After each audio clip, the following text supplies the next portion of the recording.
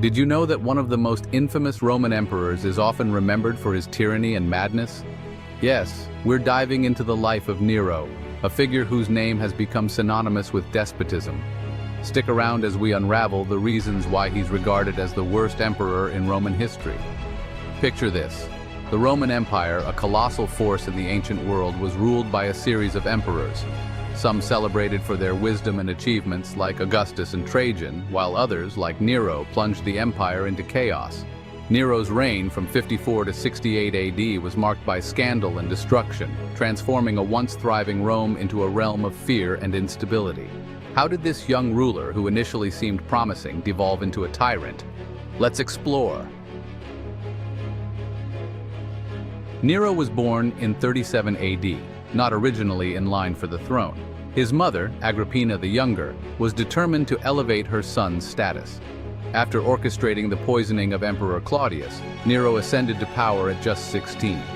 Initially, he was guided by wise advisors like Seneca and showed a genuine interest in the arts, participating in poetry and music competitions. This artistic inclination was a stark contrast to the militaristic focus of emperors like Augustus, who prioritized military conquests and political stability. However, as his mother's influence grew, so did his ambition.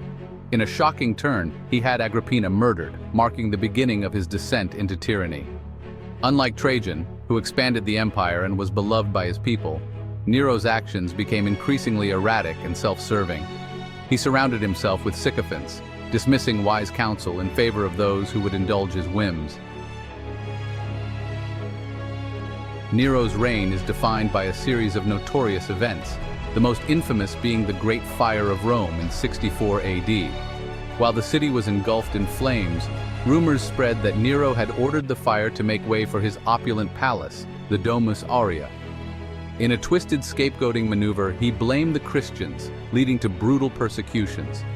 Imagine being unjustly punished for a disaster that may have been orchestrated by the ruler himself. Nero's cruelty knew no bounds. He executed Christians in horrific ways, using them as human torches to illuminate his gardens.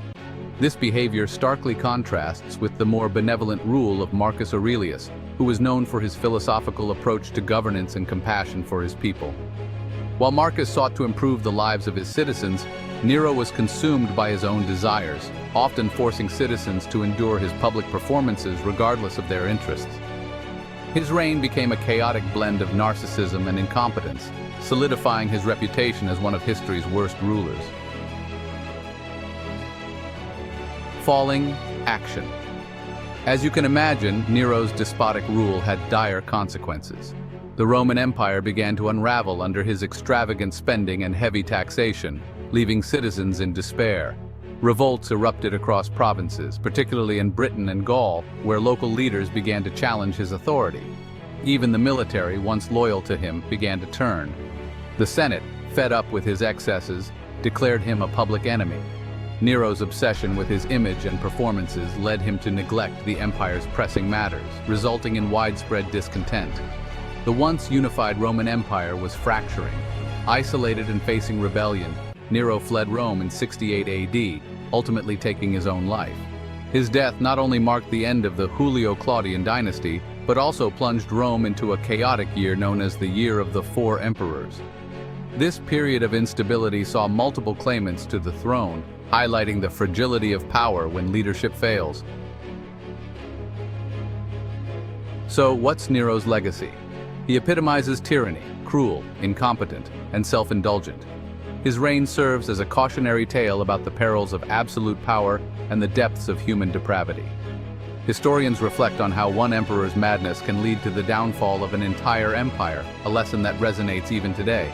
Unlike Augustus, who laid the foundations for a stable empire, Nero stands as a warning of how personal ambition, unchecked by responsibility, can lead to ruin.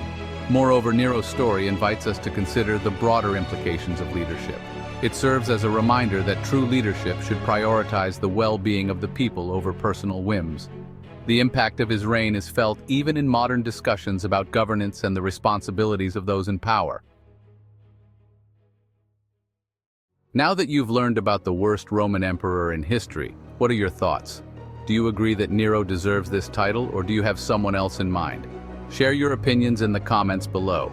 If you enjoyed this exploration of history, be sure to check out my other videos that delve into fascinating historical figures and events.